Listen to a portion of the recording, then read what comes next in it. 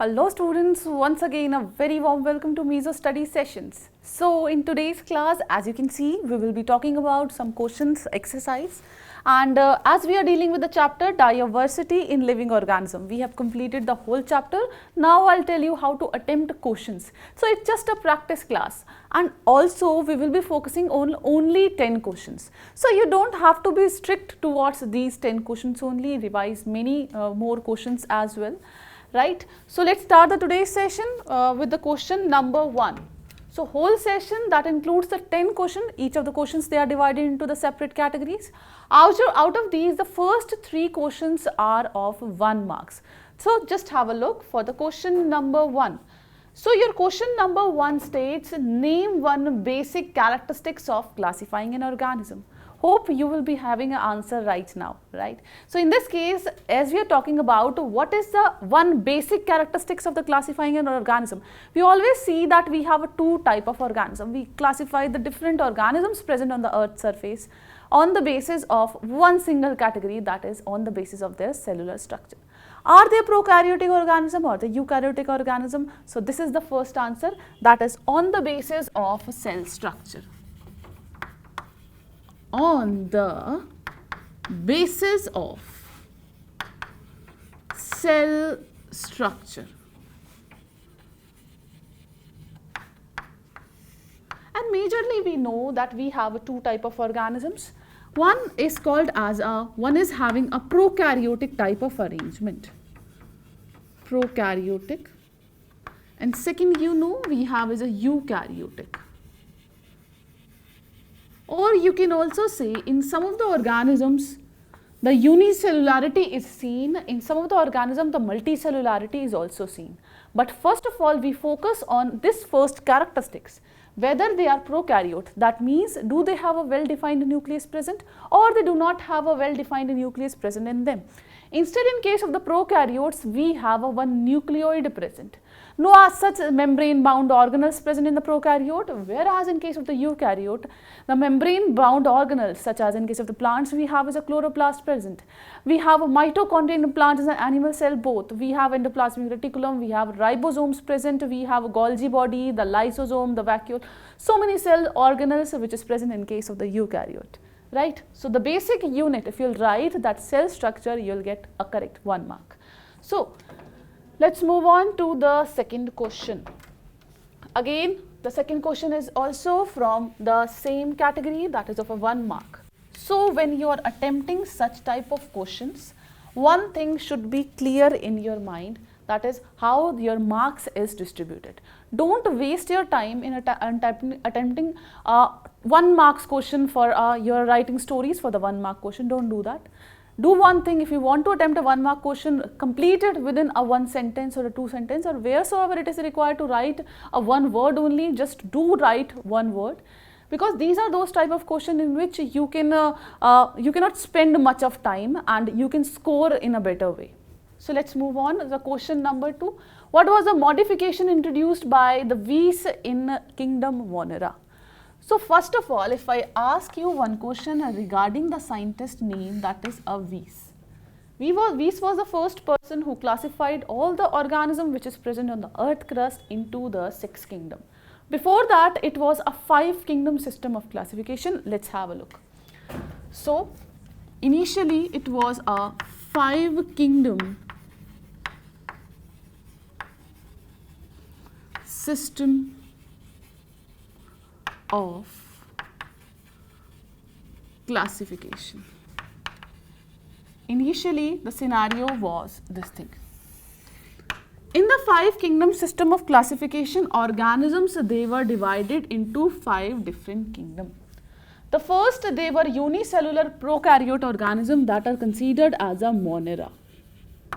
Right? After that, we have is a Protista. Third, we have is the fungi. How can we forget about one of the diverse group that is called as a kingdom Plantae? And we all know, we all organisms, we all animals, we come under the kingdom Animalia. Right. These were initially the 5 kingdom system of classification, but we don't have to answer this. This is just I'm trying to explain you, so it's a bit lengthier. Later on, the 5 kingdom system of classification was a bit modified by Carl Weiss.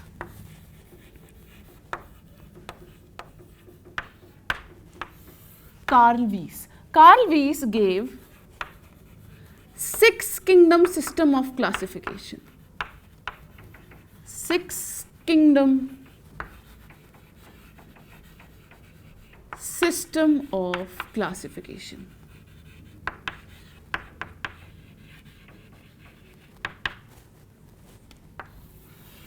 These are very important scientists, so you should keep this thing in mind, that who gave the 6 kingdom system of classification. That's why I have took such type of question in this practice paper. So in this case, rest everything was same, but the Monera, they were further divided into the 2 kingdom. The first we have is those organisms which evolved first during the course of evolution. That is archaebacteria, such as thermophiles are there, thermoacidophiles are there. So in this case, first of all we have is a archaebacteria. Halophiles, thermoacidophiles, the methanogens, right? After that we have is another kingdom, that is a eubacteria, a normal bacteria.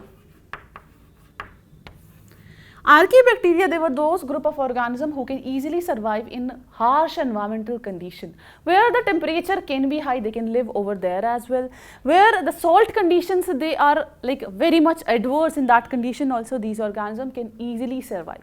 That is why archaebacteria, they are considered as a first living organism that is found on the earth's surface. So archaebacteria, after that the protista remains same. So if I'll tell you the 2 words in which you have to define, I think you will be able to define right now. That is a protista, they are unicellular eukaryotic organisms. So after that you have is a fungi, and the next you have is a plantae, and the last but very important, even human being is a social animal. So we have is a kingdom Animalia. So just have a look and count how many kingdoms we have right now, which was given by the Carl Weiss. So first of all we have is a archaebacteria, right? The eubacteria. So these are the 2 different kingdoms which arise in the 6 kingdom classification. So what you have to answer in this? In this case, the Moneran, the kingdom Moneran, they were further divided into 2 separate kingdoms. The first is a kingdom Archaebacteria and second is a Eubacteria. So this was the basic difference. And the third, you know, the Protista, which is same as that of the 5 kingdom classification, the fungi, the plantae and Animalia. The rest all they were same only, right? This is how you have to answer. So this was the second question. Let's move on to the next question, that is a question number 3. Again, a very good question.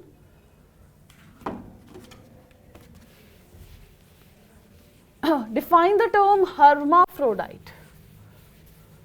When I was discussing about the kingdom Animalia, when I was discussing regarding the annelids, etc., at that time I told you that many times we have discussed this particular word, that is a hermaphrodite. At that time I discussed that these words, they are very important. Sometimes they can be asked in a 1 marks or the 2 marks or the 3 marks. So very important terminologies these are.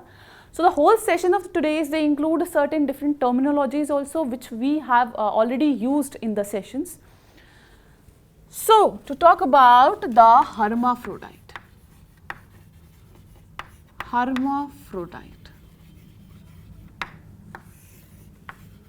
Hermaphrodites, these are those organisms in which the male and the female reproductive structures both are present. For example, in case of your common earthworm. So those organisms who have both male and female reproductive structures, right? They are termed as a hermaphrodite organisms. So in this we have an example, for example, the earthworm, a common earthworm. And we have discussed also, students, if I ask you one question, I think you will be able to answer that. What is the scientific name of earthworm? That is a Pheretima posthuma. Pheretima posthuma. So whenever any kind of definition in 1 mark is asked, irrespective whether it is mentioned in the question or not, but you have to give an example as well, right? Otherwise you will just get half marks, right? So let's move on to the next question. So this is question number 4. Hope you have noted down this. So read this question properly. Very, very, very important. This was asked in some of the question paper. So I thought to take this question. This is a 2 mark question. What are species? We all know about the species. Species is the lowest category when we talk about the classification of organisms. So, but we have to state, so question has little of turn. Let's have a look. State in the terms of hierarchy of classification and second in the relation to reproduction. Yes, so we have to define species in a 2 different way. First in the hierarchy of the classification. Now to talk about the species are those group of organisms which are having very much characteristic features similar, and also you can say that they cannot be reproductively isolated. Reproductively isolated means they can interbreed with one another and they can produce a fertile offspring. That is why these organisms, they are considered as a species. So if I have to define in the first, that is a hierarchy of classification. So species is the lowest hierarchy of classification. Lowest hierarchy of classification. Right? Hope you remember that different hierarchy of the classification which we have discussed. First of all, we have as a kingdom. We classify the organism into different kingdoms, which we have already studied. After that, we have as a phylum. After that, we have as a class. Then we have as a order, then family, then genus, and the last we have as a species. So species are those group of organisms which are very much related to one another. So what are these? Which are very much related to one another. So this is the first definition according to the first part. So if you'll define the first one, you will get 1 marks because both of these parts, they are of 2 marks. Second, you have in relation of a reproduction. So you will say that species are those group of organism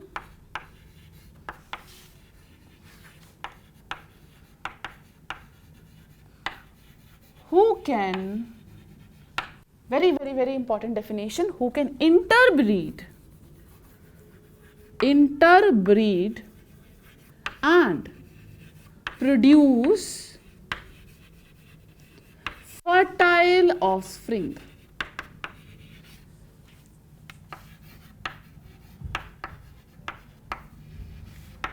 This is very important. Without writing that they will produce a fertile offspring, your answer is incomplete. Interbreeding can be possible artificially, but in some cases what happens, the fertile offsprings are not produced when there is a breeding between the interspecies, right? When the 2 species organism belonging to 2 different species, when they interbreed with one another, in that case the chances that you cannot produce a fertile offspring. In some cases, the hybrid breakdown can also happen. So this is a complete definition with respect to species in the first and the second question which was asked. So let's move on to the next question. Again, the next question is differentiate between the Bryophyta and Pteridophyta. Give an example of both of these. Again, a very good and a very direct question as well. At the time when I was discussing about these two different categories, we have discussed in detail as well as the difference among these. So, first of all, I'll write over here the bryophyta, and second, I'll write over here the pteridophytes.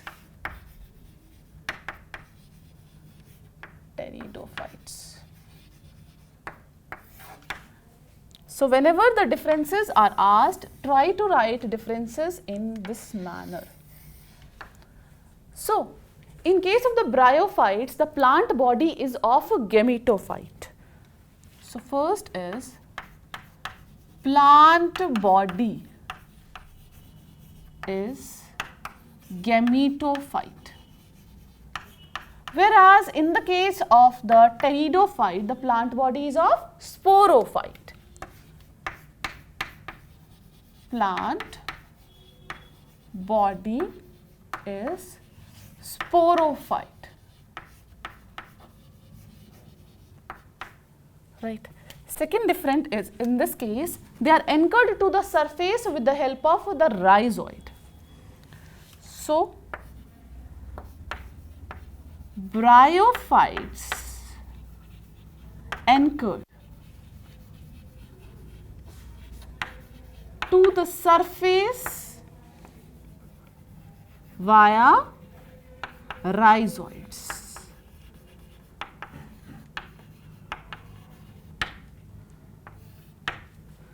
Right. Whereas in this case, the fixation is done because of the roots. So, in this case, fixation to surface by roots. We all know in the higher organism, when we talk about the plants, we have as a well-defined roots present. Whereas in this case of the bryophytes, no true stem and no true leaves are present. Let's write in this case. So, in this case, the plant body is either thallus or foliose, right? That means no true stem or leaves are present. No true stem or no true leaves are present. Whereas in this case, the true stem and the true leaf is present.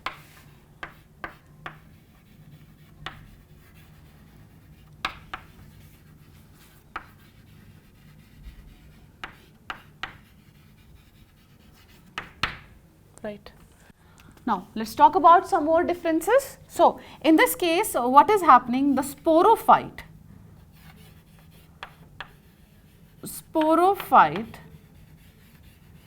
is parasite on gametophyte throughout life, right? Whereas in this case, the gametophyte is independent.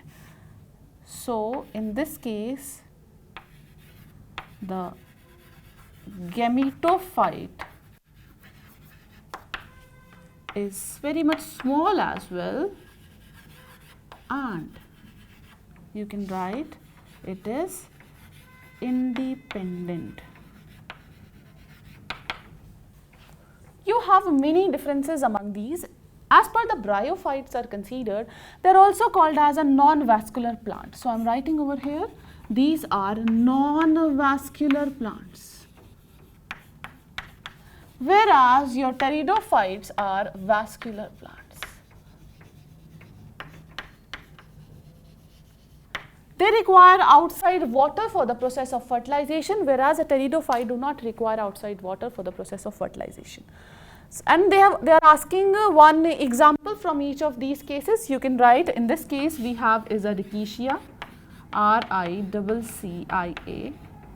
Whereas in this you can take one example of Selaginella. I am writing over here, that is a Selaginella.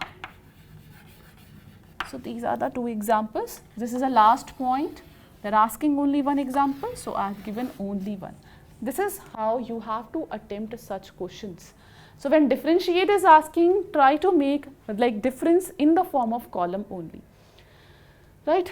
So this was a question number 5. Let's move on to the next question. Now again, read this question properly. By the time, let me prepare this board for you. So the question indicates that what is meant by a warm-blooded animals and cold-blooded animal. A very good question, and we have discussed n number of time in the sessions that cold-blooded animals are those animals whose body temperature doesn't remain constant, rather than the changes with the outside environment.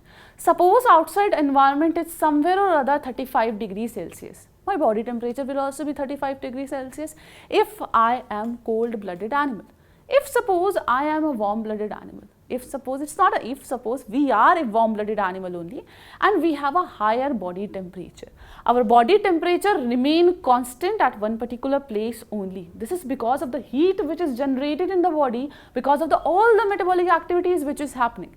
So these are called as a warm-blooded animal. So just have a look. So warm-blooded animals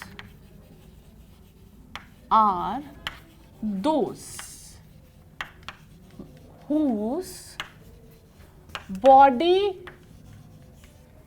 temperature remain constant. Right, remain constant and is higher because of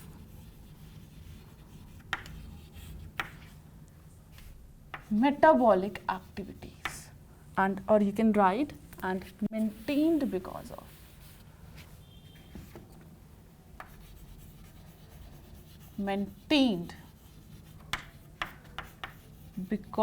of metabolic activities. So heat which is generated during the metabolic activities, that is utilized for maintaining a proper temperature of a body.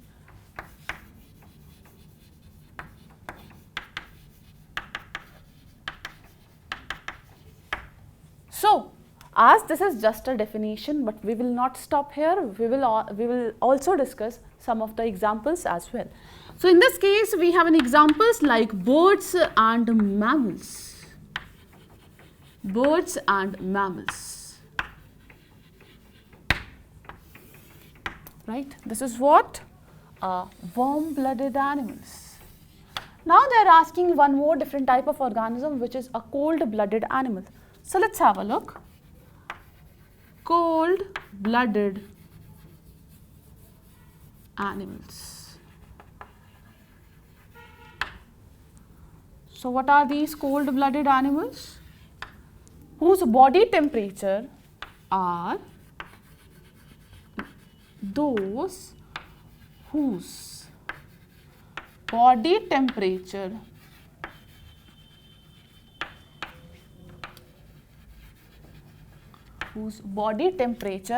doesn't remain constant.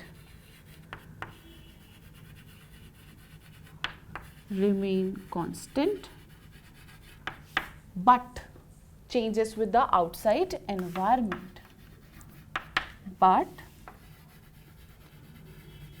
Changes with outside environment.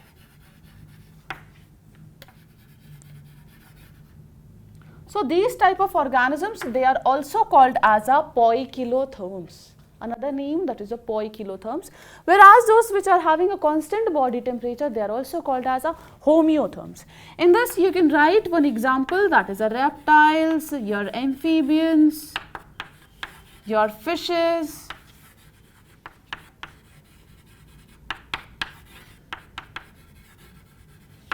etc. Right? So this was the question number 6, where the two parts they have asked regarding the warm-blooded animal and the cold-blooded animal. This is how you have to answer. A 2 marks question, right?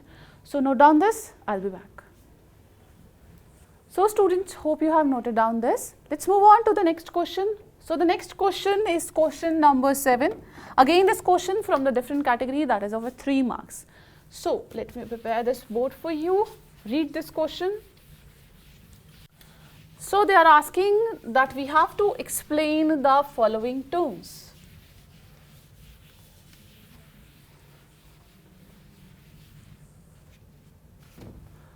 So explain the following terms. The first you have is a bilateral symmetry. So just have a look.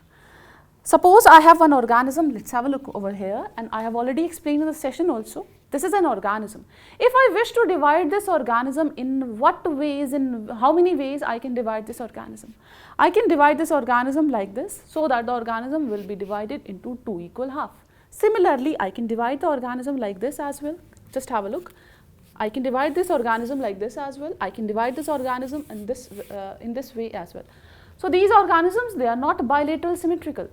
Whereas these organisms, because they are divided into 2 equal halves by many planes which pass from the center of the body, this is called as a radial symmetry. Whereas let's talk about a human body, right? Let's talk about a human body. Right? In how many ways can I divide this body? I can only divide by a single plane, by a plane which passes from the center of my body, in which one half of the body will be having one eye, half of the mouth present, one arm and the one leg, right? This is how I can divide. This is called as a bilateral symmetrical organisms. So as you move from a lower organism to the higher organism, we see that we have bilateral symmetrical more prevalent. We don't have a radial symmetry as such. So in this case, let's define, if the question comes from these different terminologies, this is how you have to answer. So what is a bilateral symmetry?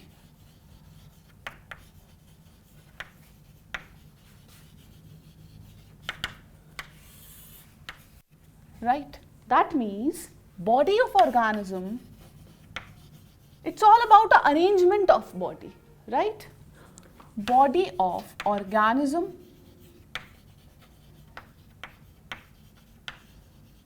can be divided into 2 equal halves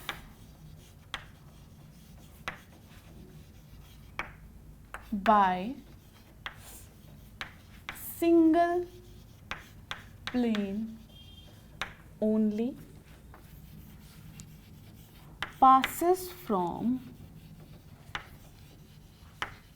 center of body. Center of body, right? For example, all your mammals, they are bilateral symmetrical. So this is the first definition. Let's look at the second definition. So second you have is a triploblastic animals.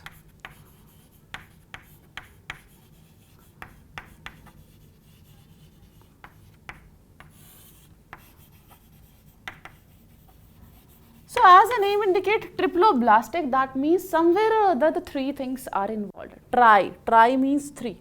But here we know that the blastic means that regarding, they are telling us about the germ layer. So these are those organisms in which the 3 germ layers are present. The first you have is ectoderm, then endoderm, then in between them we have is a mesoderm present. So in these organisms,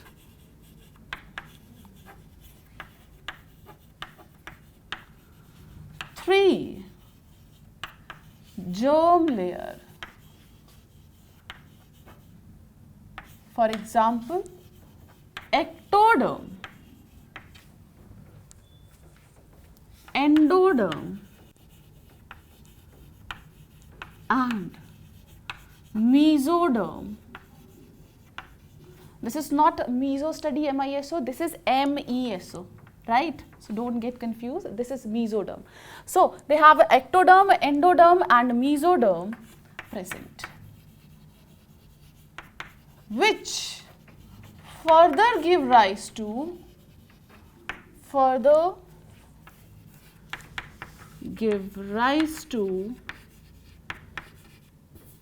different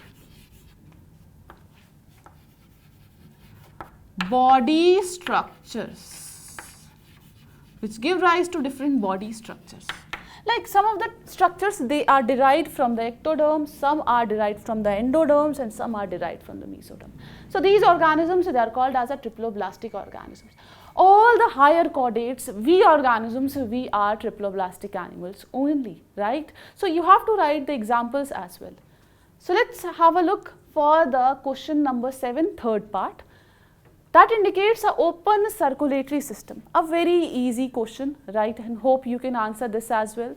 So if I ask you one question that in our case, do we have is open circulatory system or a closed circulatory system? We have is a closed circulatory system. In those organisms where the open circulatory system is present, that means in that case no arteries are present and no veins are present. That means that all the body tissue, they are bathed in the blood. A complete connection is there, whereas in our case, our body tissue, they are not bathed, rather than the small capillaries are present in which the blood flows, right? And they have a complete organ, that is a heart is present, which help in the pumping of blood. So the third, they are asking open circulatory system. Right? For example, in case of arthropods, so body cells bathed in blood means they do not have arteries and capillaries. No, as such the fine capillaries are present, right? Arthropods. In case of the arthropods, the open circulatory system is seen, right? So this was a question number 7. Let's move on to the next question, that is a question number 8. Again, they're asking some kind of differentiate. So let's have a look. How are pteridophyte different from phanerogames? Again, a very good question, very important as well. Pteridophyte we have already discussed in the today's session when I was discussing about the differentiate between the pteridophytes and the bryophytes. But now they are asking a difference between a pteridophytes and the phanerogames. So, first of all, I'll write over here pteridophyte. Second you have is phanerogames, right? Pteridophytes, these are those in which the seeds are not produced, or you can say these are the seedless plants. So the first point, the first basic difference is that these are seedless plants, whereas your phanerogames, they are seed producing plants.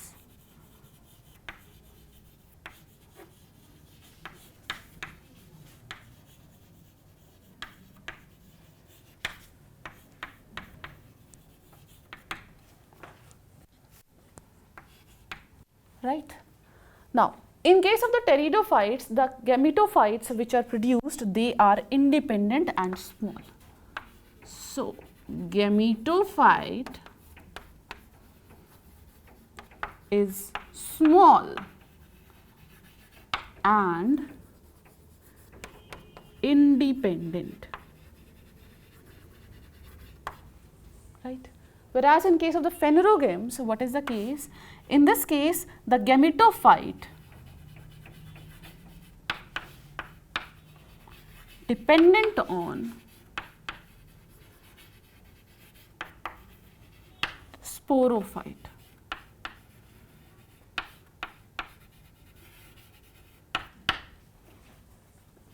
Right. In this case of the pteridophyte, the reproductive structure are inconspicuous. the reproductive organs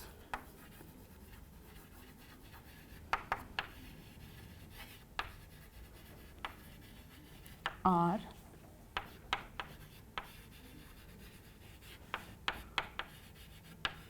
inconspicuous, whereas in the case of the phanerogams, the reproductive structures, reproductive organ are conspicuous.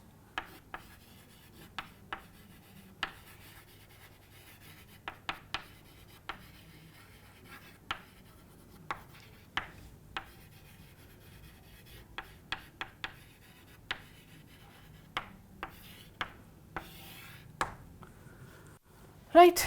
So, pteridophytes are those plants in which they do not require an external water for the fertilization process, whereas the phanerogams, they require external fertilization, external water. So, external water, I am writing over here, external water source, actually they require, sorry, for fertilization. In this case, there is no as such requirement. So, I am just writing no. So, these are the differences between the pteridophyte and the phanerogams. These are the seedless plant, whereas the phanerogams, these are the seed producing plants. Gametophyte is small and independent, whereas in this case, the gametophyte is dependent upon the sporophyte. The reproductive organs are inconspicuous, whereas in this case the reproductive organs are conspicuous. External source of water is required for the process of fertilization, whereas they do not require as such supply. So, this was a question number 8. Let us move on to our last category, that is a 5 marks question. So, just have a look again.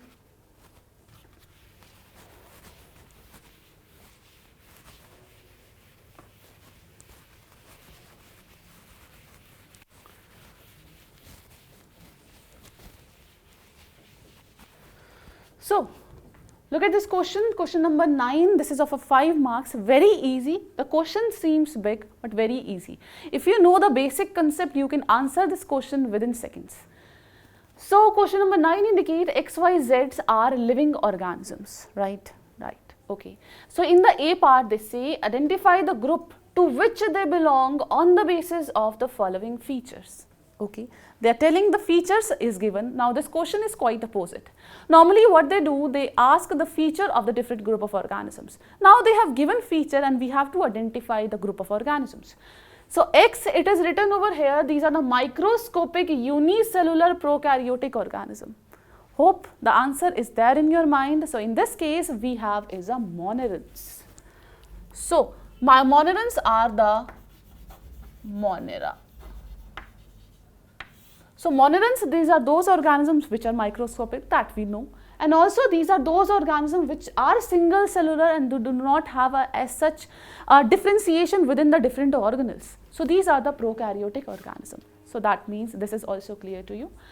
So, next why microscopic, okay, again the unicellular, that is also fine, but this time they are saying that it is a eukaryotic organisms, and listen very carefully, and they show locomotion with the help of a pseudopodia and the flagella. So, in this case the correct answer you have is a protista.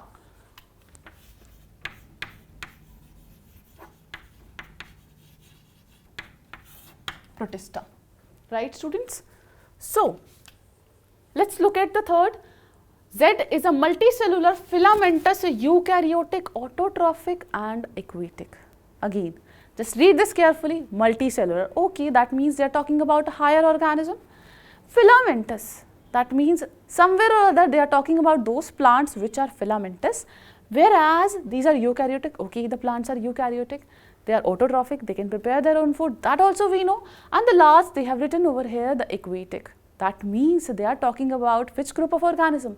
They are talking about the Plantae, that means a Thallophyta. So, in this case, Plantae, Thallophyta. So, can anyone give me the example of the Plantae and the Thallophyta? So, in this we have an example like Spirogyra. They do undergo the process of photosynthesis, that means they are autotrophic, they are multicellular, they are filamentous and they are aquatic as well. So again, the B part, the first part is clear to you. The B part states which amongst the above is most advanced. We all know as we move from the different kingdoms, starting from a Monera to the Protista, then the fungi, the plantae and the animalia, the advancement keeps on increasing.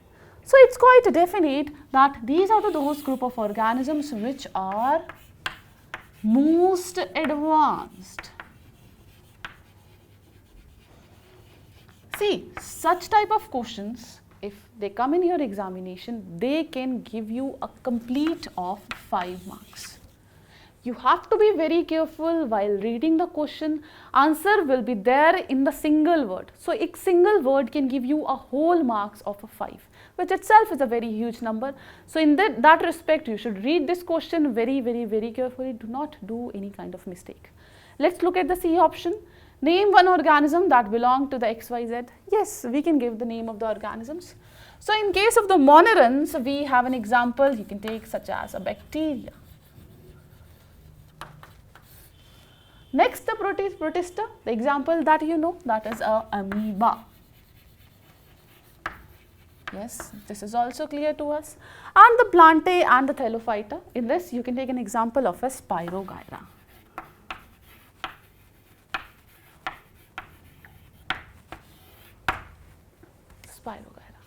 Right? Now, just come back.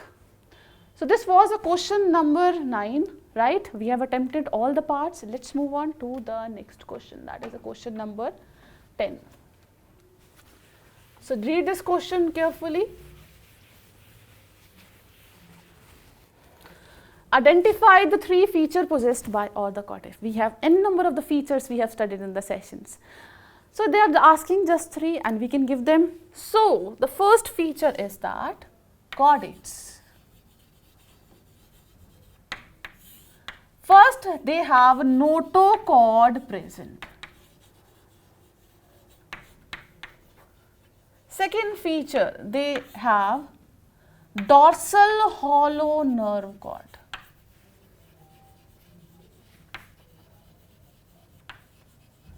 Is it clear to you? Right. Other than that, the next feature is that they are coelomates. Other feature is that they have pharyngeal gill slits.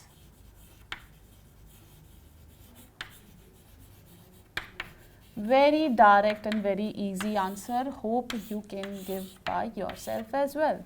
So, we have n number of the list and they are just asking about the 3 and we can write that. Let's move on to the B. Name the classes of the vertebrates which the following are the characteristics. First, they have given animals that have a streamlined body and the gills for breathing. We all know we have only one group of organisms which are having a gills for breathing and also the streamlined body. In this case, they are talking about the class that is a Pisces.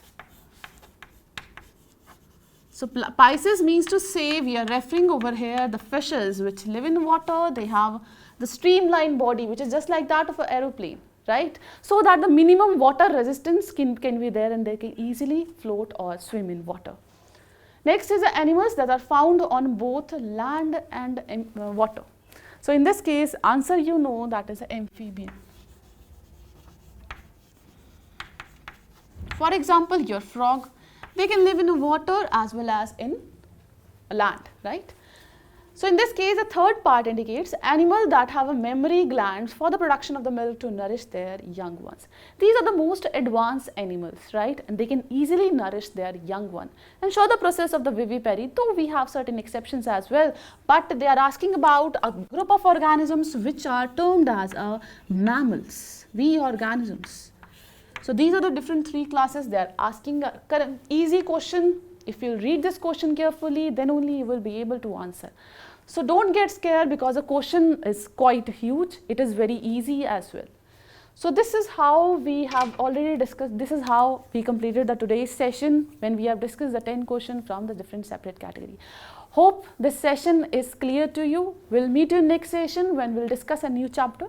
Till then, take care of yourself and thank you so much students for watching this.